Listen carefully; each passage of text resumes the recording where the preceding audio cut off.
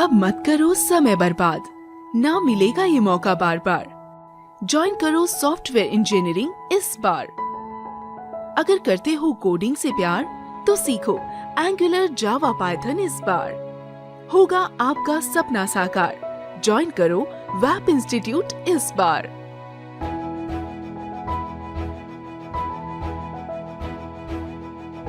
Hello students, इस video में हम MVC के महत्व के बारे में जानेंगे। क्या इंपॉर्टेंस होता है, क्या रोल होता है MVC का एक सॉफ्टवेयर के अंदर, उसे समझेंगे। चैनल अब तक आपने सब्सक्राइब नहीं किया तो सब्सक्राइब करके बेल आइकन को हिट कीजिए। यह वीडियो इस प्लेलिस्ट में जाएंगी स्पेशल वीडियोज़ फॉर डेवलपर। अगर आप कोडिंग करते हो तो इस प्लेलिस्ट के अंदर की हर एक वीडियो को देखिए। विदाउट MVC आप बड़े सॉफ्टवेयर को बनाने की कल्पना भी नहीं कर सकते हो, क्योंकि कोई भी बड़ा सॉफ्टवेयर 10 दिनों में नहीं बनता है। चाहे कितना भी बड़ा टीम हो आपके पास, महीनों लगते हैं बड़े सॉफ्टवेयर्स को बनाने में। एग्जाम्पल देखिए, यहाँ एक बड़े सॉफ्टवेयर का डॉक्यूमेंटेशन आपके सामने ओपन किया गया।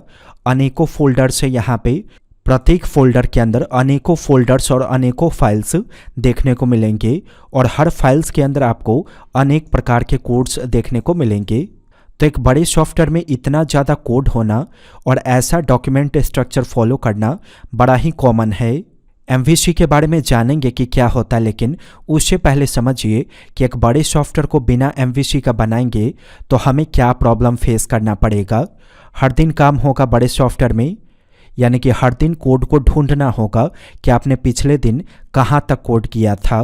कभी कभी तो ऐसा भी होगा कि 4 या 5 दिन कोड करने के बाद आपको ऐसा फील होगा कि 4-5 दिन पहले जिस पेज में हमने कोड किया था उस पेज में हमें फिर से कोड करना होगा। तो वहाँ पे डिसीजन लेना आपके लिए बड़ा ही कठिन होगा कि पिछली बार आपने कौन से पेज में काम किया था और एरर कहाँ से है उस पेज के अंदर। सबसे पहले तो यही डिसीजन लेने में आपको टाइम लग जाएगा कि कौन से पेज में मुझे कोड करना चाहिए, या पिछला कोड मैंने कौन से पेज में किया था। ऐसा प्रॉब्लम तब आता है जब आप बिना MVC फॉलो किए हुए बड़े सॉफ्टवेयर को बनाते हो। प्रॉब्लम तो आपने समझा, अब समझिए MVC होता क्या है। MVC यानी कि M का मतलब मॉडल, C का मतलब कंट्रोलर और V का मतलब व्यू।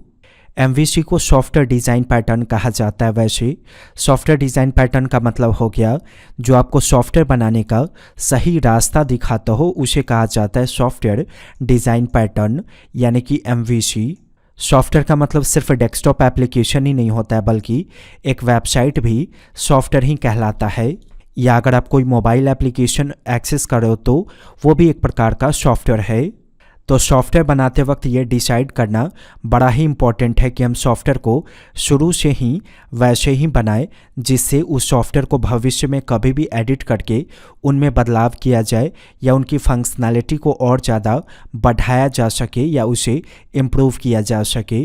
और ऐसा तभी पॉसिबल है बड़े सॉफ्टवेयर में जब आपने उस सॉफ्टवेयर को MVC के पैटर्न पे बनाया हो। MVC कोई प्रोग्रामिंग लैंग्वेज नहीं है, बल्कि जिस लैंग्वेज में आप कोड करोगे अगर वो लैंग्वेज MVC डिज़ाइन पैटर्न को फॉलो करता होगा तो ही वो आपको MVC के शब्दों में सॉफ्टवेयर बनाने में मदद करेगा।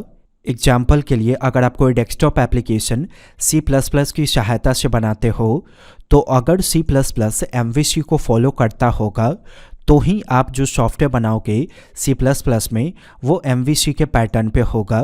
तो MVC कोई लैंग्वेज नहीं है, बल्कि अगर MVC की सहायता से आप सॉफ्टवेयर बनाना चाहते हो तो वैसे लैंग्वेज को चूज़ कीजिए जो लैंग्वेज MVC डिज़ाइन पैटर्न को फॉलो करता हो। तो जितने भी कोर लैंग्वेज होते यानी कि प्योर रॉ लैंग्वेज, वो डायरेक्ट MVC का सपोर्ट आपको प्रोवाइड नहीं करते। जैसे कि जावास्क्रिप्ट प्योर रॉ लैंग्वेज है, ये आपको डायरेक्ट MVC का सपोर्ट प्रोवाइड नहीं करेगा। लेकिन हाँ, इसके फ्रेमवर्क का अगर आप इस्तेमाल कर ले तो जैसे कि एंगुलर, तो ये आपको MVC का सपोर्ट प्रोवाइड करेगा। वैसे ही अगर आप PHP को पढ़ते हो तो PHP core server side language है यानी कि प्योर रॉ लैंग्वेज, ये डायरेक्ट आपको MVC का सपोर्ट नहीं देगा। लेकिन हाँ, PHP के किसी फ्रेमवर्क को आप पढ़ते हो जैसे कि लारावेल, तो ये आपको MVC का सपोर्ट देगा। तो ज़रा समझिए, जावास्क्रिप्ट से जो काम आप करोगे उसके फ्रेमवर्क से भी वही काम आप कर पाओगे। अंतर क्या होगा? रॉ जावास्क्रिप्ट से बड़े सॉफ्टवेयर को मैनेज करना, उसको स्केल करना थोड़ा मुश्किल होगा अगर आपके पास एक्सपीरियंस कम है तो, लेकिन अगर उसके फ्रेमवर्क में आप सॉफ्टवेयर को बनाते हो, मान लीजिए जावास्क्रिप्ट के माध्यम से आपने पूरे यूआई को कंट्रोल करने का कोडिंग किया, तो उसे भविष्य में एडिट करके उन्हें स्केल करना, उनमें न्यू फंक्शनैलिटी ऐड करना बड़ा ही ईजी हो जाएगा अगर आप उनके वैसे फ्रेमवर्क को चूज़ करते हो जो MVC डिज़ाइन पैटर्न को फॉलो करता हो। MVC के अलावा और भी डिज़ाइन पैटर्न है जैसे कि MVVM यानी कि मॉडल व्यू मॉडल, तो इस डिज़ाइन पैटर्न को रिएक्ट फॉलो करता है। वैसे अगर आप सॉफ्टवेयर इंजीनियरिंग क्लास कर रहे हो वेब इंस्टीट्यूशन का, तो रिएक्ट वाले चैप्टर में आप ये सारी चीज़ों के बारे में जानोगे कि MVVM क्या होता है। यहाँ जो मैं 3 लेटर आपके सामने बोला हूँ MVC, समझिए इनका काम क्या होता है। सपोज कीजिए कि इस वेबसाइट को आपने MVC के शब्दों में बनाया, तो इस वेबसाइट में जो दिखाई दे रहा है आपको, जैसे ये पूरा कंटेंट आपको दिखाई दिया, तो इस कंटेंट की कोडिंग जिस पेज में आप करोगे उस पेज को कहा जाएगा व्यू। समझ में आया? मतलब जो दिख रहा है, दिखने वाले चीज़ों की कोडिंग जिस पेज में आप करोगे वो कहलाएगा आपका व्यू।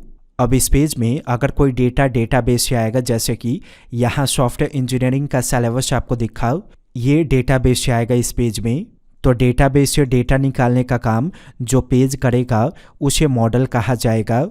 कंट्रोलर क्या होगा?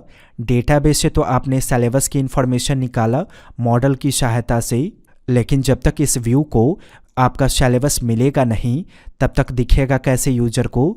तो इस मॉडल के अंदर से सिलेबस की इंफॉर्मेशन कंट्रोलर निकालेगा और कंट्रोलर ही आपके व्यू को देगा, जिसकी वजह से सिलेबस यहाँ पे आपको दिखेगा। तो क्या समझा आपने? जो दिखाई देगा वो व्यू, जो डेटाबेस से डेटा निकालेगा वो मॉडल, और जो मॉडल से डेटा लेकर व्यू को देगा वो कंट्रोलर। तो जरा सोचिए, दिखाने का सेपरेट कोड, कंट्रोल करने का सेपरेट कोड, डेटा निकालने का सेपरेट कोड, यही तीनों चीज़ तो होता है। इन्हीं तीनों के पैटर्न पे तो कोई भी बड़ा सॉफ्टवेयर बनता है, और इन्हीं तीनों का कोड अगर परफेक्टली वेल डॉक्यूमेंटेड होगा तो भविष्य में कभी भी सॉफ्टवेयर को एडिट किया जा सकता है या उनके एरर को फाइंड करके उनमें बदलाव किया जा सकता है। इसीलिए वैसे फ्रेमवर्क को हमेशा चूज़ करना चाहिए जो MVC के पैटर्न पे या किसी भी सॉफ्टवेयर डिज़ाइन पैटर्न पे आपको सॉफ्टवेयर को बनाने की अनुमति देता हो। कुछ ऐसी चीज़ें होती है जिनको आप कोड करके सीखते हो। बहुत सारी चीज़ें अगर डिफ़ाइन करके आपको समझाया जाए तो वो आपको तब तक समझ में नहीं आएगा जब तक आप उसे कोड करके ना देखो। इसीलिए अगर आप कोड की एक्सपीरियंस करना चाहते हो तो आप हमारी ऑनलाइन सॉफ्टवेयर इंजीनियरिंग क्लासेस को ज्वाइन कर सकते हो, जिसमें आपको शुरू से लेकर अंत तक वेबसाइट, सॉफ्टवेयर, मोबाइल एप्लीकेशन और भी जो भी चीज़ होती है डेवलपमेंट से रिलेटेड, हर एक चीज़ की A से लेकर Z तक आपको सारी जानकारी प्रोवाइड की जाती है। एक बार सिलेबस ज़रूर चेक कीजिए वेबसाइट पे विजिट करके। बेहतर जानकारी के लिए हमारे सेल्स टीम को कॉल कीजिए। कोर्स का रिव्यू देखना चाहते हैं तो यूट्यूब पे सर्च कीजिए web institute course review. Video पसंद आए तो लाइक ज़रूर कीजिए। चैनल अब तक आपने सब्सक्राइब नहीं किया तो सब्सक्राइब करके बेल आइकन को हिट कीजिए। इस तरह की और वीडियो देखना चाहते हैं तो स्पेशल वीडियो फॉर डेवलपर्स इस प्लेलिस्ट को ज़रूर चेकआउट कीजिए। वेब इंस्टीट्यूट के वीडियो को देखने के लिए आपका धन्यवाद।